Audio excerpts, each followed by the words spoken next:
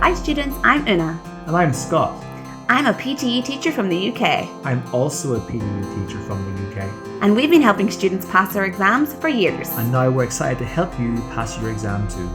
Welcome to the Swoosh English PTE podcast. Let's get started.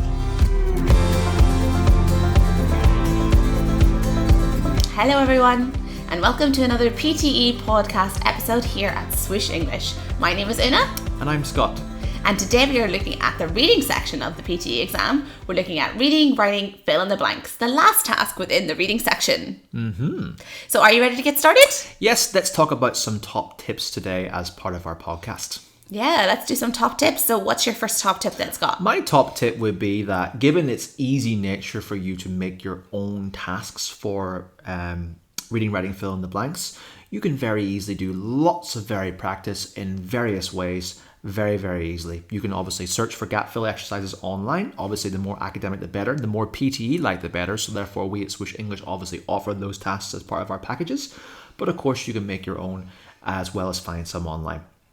So I recommend even as well that even if you're doing this with a friend, you and your friend could obviously read some academic passages together. And in doing so, you could extract some paragraphs and passages and create your own gap fills. Yeah. And then obviously transfer the gap fills, you complete it, and then you give some feedback on what the words were. So of course, it's obviously a good thing for you to do the gap fill, but also you should then review about why certain answers were what. Okay, why was that word this answer? Why was this word not the answer? You should be thinking about obviously the context of the word, the grammatical structure of the word, as well as some collocations. So that's obviously the three different types of words that will often appear in this examination. So if you are designing your own or doing your own, make sure that you're reviewing your answer based on those three word types. So that will improve your own insight into how these word types work and how you can apply your knowledge further to get those scores that you need in the real PTE examination. Yeah, and I think another really good tip in terms of building up your overall vocabulary at home is to look at words with similar meanings. You know, so sometimes there are words in English that we can come across which could possibly be used in the same context, but they just have that very intricate little difference in terms of their meaning. You know, something like misuse or abuse, you know, in terms of where that can fit in relation to someone misusing their position in the office or abusing their position by telling other people what to do, for example, within their role, and they're taking advantage of that. So they are abusing their position, and it affects more people, you know? So words like that, like, what's the difference between misuse and abuse? So look into that, okay? And, you know, of course, words like accept and accept, this comes up a lot. So what's the true difference between those two that you can apply to the sentence? That would be very nasty, actually, if PTE did decide to do a gap fill with accept and accept.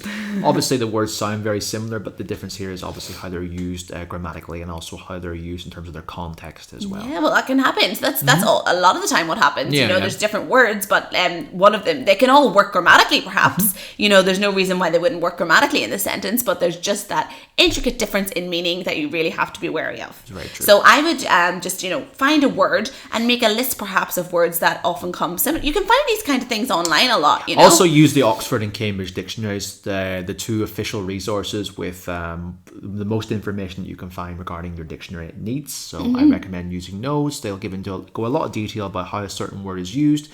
Also give you information about its word family, give you examples of how it's used as well as synonyms that are alike and some even that are a little bit alike, but also give the key differences. Yeah, and I do these kind of activities a lot in my live lessons as well. Ask students to choose between two very similar words, me too. But which one fits in the context. And even I had to look up some of these words, like what is the difference between, for example, infrastructure and architecture? Like exactly what we know when to use the words in context, but how could you actually explain what the difference is? And so you can find it. Sometimes you can simply just Google what is the difference between blah blah blah blah blah blah, and lots of people have been asking the same question. Fantastic advice. So Are you struggling with your PTE exam preparation? Are you unsure how to get that score of 65, 79, or even 90? Let us help you get there. Please go to pte.swooshenglish.com and enter discount code PTE10 in order to receive 10% discount on any course.